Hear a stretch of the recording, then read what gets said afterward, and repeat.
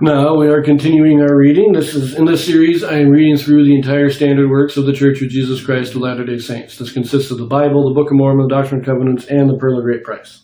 I am reading in a chronological order of events, not according to publication or volume, so I will be skipping around a little bit as I move along. Right now, we are reading in 1 Kings chapter 15. As the timeline goes, Jeroboam broke off with the 10 northern tribes. We get the divided kingdom. So Jeroboam's king in the north, Rehoboam in the south.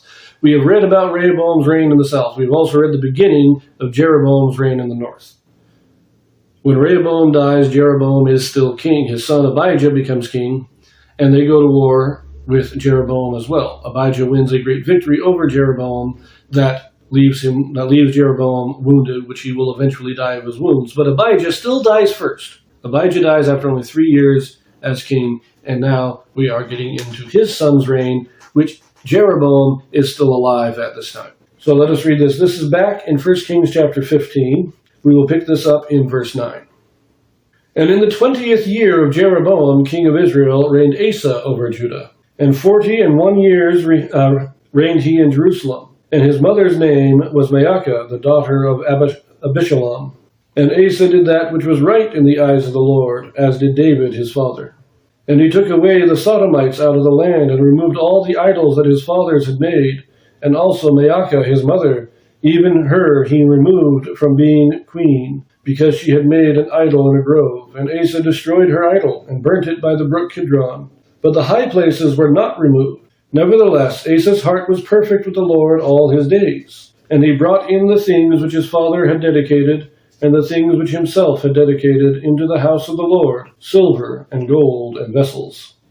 Now, this is going to be a short video. That's all I'm going to read right here. But a couple of things here. Of course, he's getting rid of the idol worship in Jerusalem. It says he did not remove the high places, but he removes all idol worship from Jerusalem, and he himself does not engage in idol worship. He even removes his mother from being queen, because apparently in the ancient Israel, the queen wasn't the wife of the king, but the mother of the king. And when the king died, his son becomes king, and his wife becomes queen.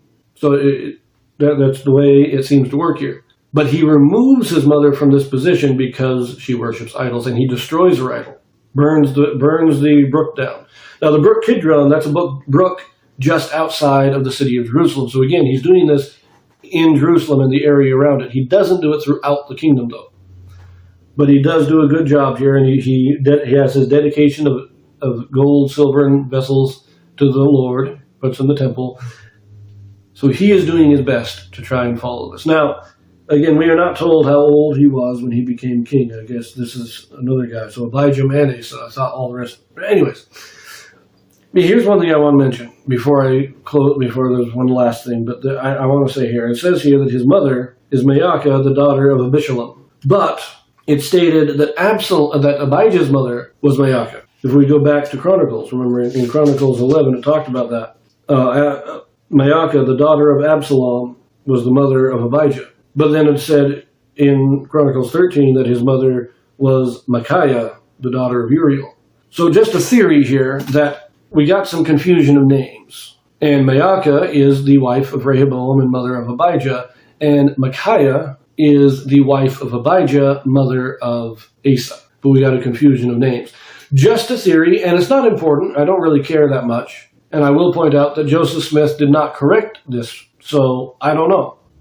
I think it is a mystery of the scriptures that we are not going to figure out until God decides to once again call a prophet to reveal these things to us. But it is fun to speculate about. Now, before I sign off, I did forget to mention that we do have a Joseph Smith translation here. Well, the Joseph Smith translation this is an inspired translation or correction of the Bible done by Joseph Smith to restore those portions that had been lost over the years.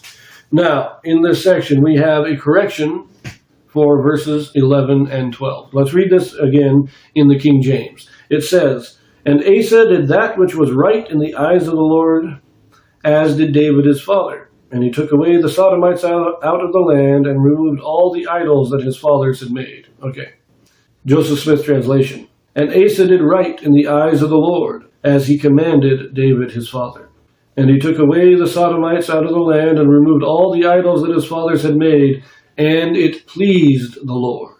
I like that addition there at the end of verse 12. And it pleased the Lord. God liked, he was happy with what Asa did.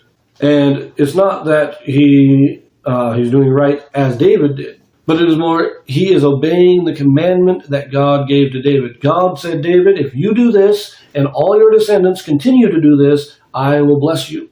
We are told that Abijah did not obey this commandment from God, but Asa does. He obeys the commandment of God, and it pleases God. So I'm going to leave that here. We will read a little bit. The reason I am not completing the story of Asa yet is because, as I said, Asa was born or became king when Asa becomes king in the 20th year of Jeroboam's reign. Jeroboam only reigned 22 years, but Asa is going to reign 42 years. So in other words, after Jeroboam dies, Asa is still king in Jerusalem for another 40 years. So now, in our next video, we will return to Jeroboam's story and hear or read about how the last few years of his life, what is happening to Jeroboam and the northern kingdom during these 2 years of Asa's reign, where Asa is putting out the idol worship in Jerusalem. So we will read about that in our next video in 1 Kings chapter 14. We are returning to 14, so we will see you there.